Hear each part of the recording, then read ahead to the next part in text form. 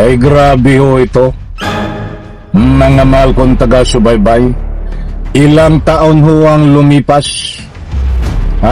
Ay ngayong araw na ito, biglang inilabas ang iskandal na kinasasangkutan ni Sara Sayad at iba pa.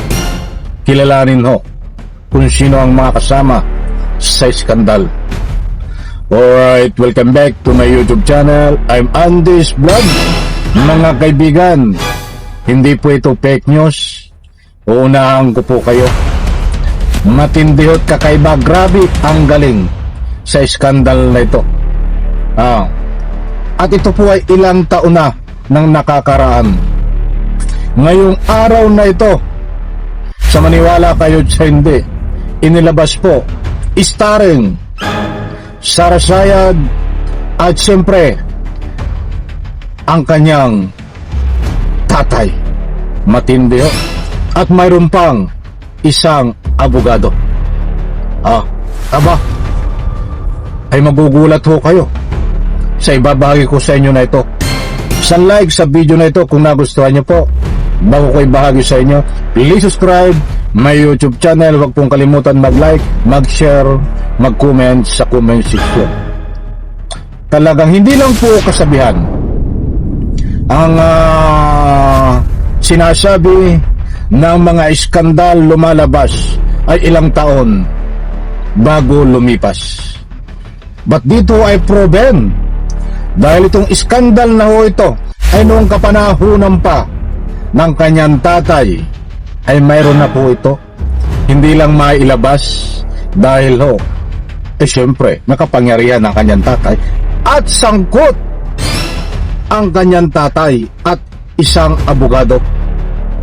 At siyempre ay pangita ho nasangkot din si Sara Sayad, Lustay Duterte. Shoutout mga mahal kong taga-subaybay. Huwag niyo pong kaligtaan panoorin, pakinggan ang ibabahagi ko po sa inyo. O sa comment section, pagkatapos niyo pong mapanood ang kabuuan ng video na ito, para lubos niyo pong maunawaan, ay pwede po kayong mag-comment diyan sa comment section. Iyan ang galing ho dito ng ni Sara Sayad at siyempre kasama dito sa iskandal na ito. Lumalaro ho. Pag ganyan-ganyan ho sila, mga kaibigan. O ito po, ibabahagi ko po sa inyo. Kahit araw po ng Sabado, ay ako'y nagtataka kung bakit inilabas ito at kinumpirma. Hindi po basta ordinary lang ang nagkumpirma. Pinatunayan po ng korte na totoo itong iskandal na ito, mga kaibigan. Wala na po tayong magagawa diyan kung ipakalat natin ito dahil totoo pala, mga kaibigan. Mayroon na tayong batayan na totoo ito. Ito po, ibabahagi ko po sa inyo. Medyo maliwanag, ano? Ayan. At ipa-plus ko po sa screen. Babasahin ko ho. Buhat po sa 1 page nandiyan. Nandiyan po sa screen. Babasahin ko po ang nilalaman. Idineklara ng Supreme Court na void ang 2018 decision at 2019 resolution ng Office of the President na nag-dismiss kay dating overall Deputy Ombudsman Major Arthur Carandang. Babasahin ko po ang sumusunod.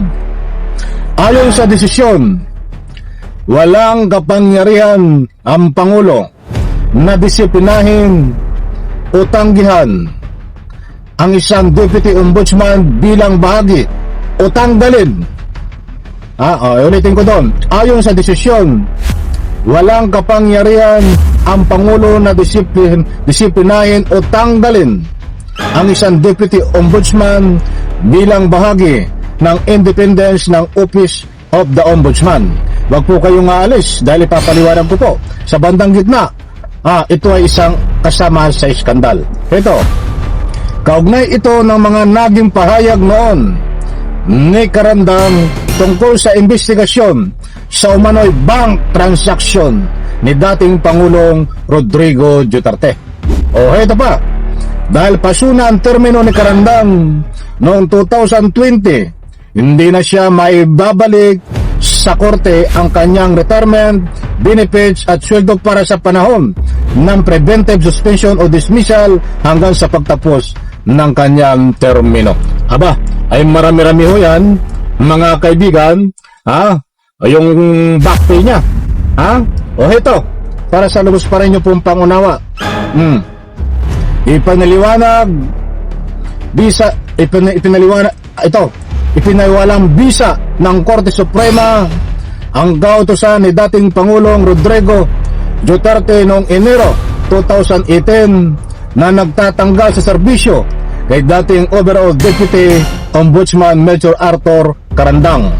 O ito pa, naganap ang kautusan matapos isiwalat ni Carandang ang umano'y bank transaksyon ng pamilya Duterte. Ayon sa korte, walang bisa ang naturang pagpatalsik sa dating Deputy Ombudsman sa pwesto, buhat po naman yan sa DCRH. Nandiyan po ang mga katibayan, mga mahal kong taga-subaybay, at babasa lang po tayo ng anumang public opinion dito dahil importanteng mahalaga. O ito, buhat sa netizen. Nako, ilang taon naman ang nakalipas, mayroon na namang iskandal na kinasasangkutan itong si Digong Duterte at itong si Sara Sayad Lustay. Kinawawa ang abogado. Ito ba? Iskandal na naman yan na isiniwalat ng korte. Nako, ay huwag natin sabihin. Ibig sabihin ay sinisingil na sila. O ito pa, last. Panibagong iskandal na mismo ang korte na nagpatunay mali ang ginawa nila. Sangkot na naman si Sara Sayad kasi kasama siya sa bank transaction. Nako, hindi po tayo nagpapakalat ng anumang fake news dito. Mga mahal kong taga-subaybay, kung nasabi po natin isang iskandal sa pagtanggal ng hindi tama, inabuso ang kapangyarihan dahil sangkot po dito si Sara Sayad dahil ang sabi nga nang isiwalat ng Deputy Ombudsman ang bank transaction ng pamilya Duterte. Ibig sabihin kasama si Sara Sayad ay biglang inutos ni Digong Duterte na tanggalin sa pwesto ito. Subalit, kalalabas lang pong balita ngayong araw na ito, kahit Sabado ay lumabas ang balita na binabaliktad ng korte at walang kapangyarihan si Digong Duterte na magtanggal ng ombudsman. Kaya hindi naman siya pwedeng ibalik na sa pwesto, makukuha na lang niya ang mga back pay kung ano man ang dapat kunin niyang benepisyo. Bigyan po natin ang parto. Mga kaibigan, kinalong tayo sa oras. Maliwanag ko, nandiyan ang ating batayan kung bakit nasabi po natin itong isang iskandal. I-like ang video na ito. Kaibigan, maraming salamat po.